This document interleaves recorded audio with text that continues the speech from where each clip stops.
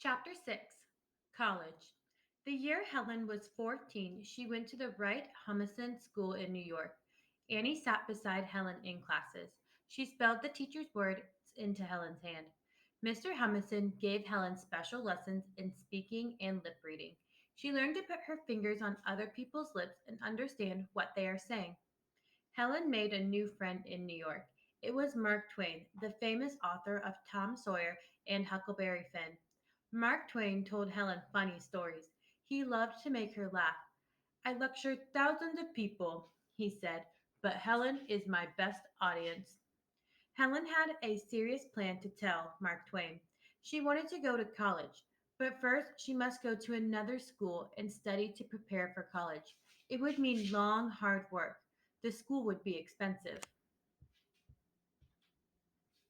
Helen explained to Mark Twain that her father was ill. I cannot ask for the extra money, she said. Mark Twain encouraged Helen. He and some other friends raised money to help her pay school expenses. I will work hard, Helen promised. She studied at the Gilman School in Boston and with private teachers. She used a Braille typewriter to keep her study notes. She learned to use a regular typewriter for her school papers. Shortly before examination time, sad news came from Helen's home. Her father, Captain Keller, had died. It was hard for Helen to go on studying. She longed to go home and comfort her mother and sister.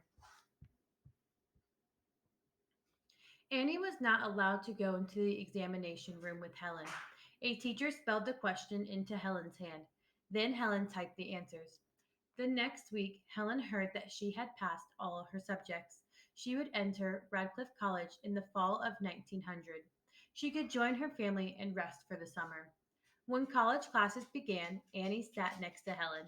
She spelled what the teacher said into Helen's hand. Annie looked up words in the dictionary for Helen. She read Helen books that were not printed in Braille.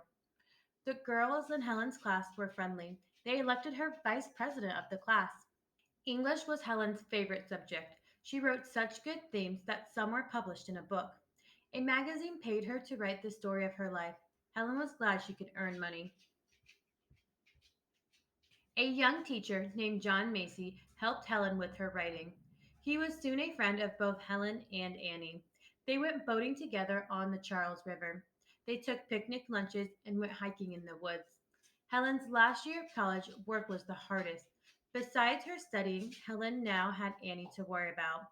Annie's delicate eyes were red and sore from all her reading to Helen. Helen begged Annie to rest, but Annie was firm. I will not rest until you graduate, she told Helen. John Macy came to the rescue. He helped Annie read to Helen. Soon, Helen realized that John was growing very fond of Annie. She hoped Annie would learn to care as deeply for John. In June of 1904, Helen graduated from college with honors. Annie proudly watched Helen take her diploma.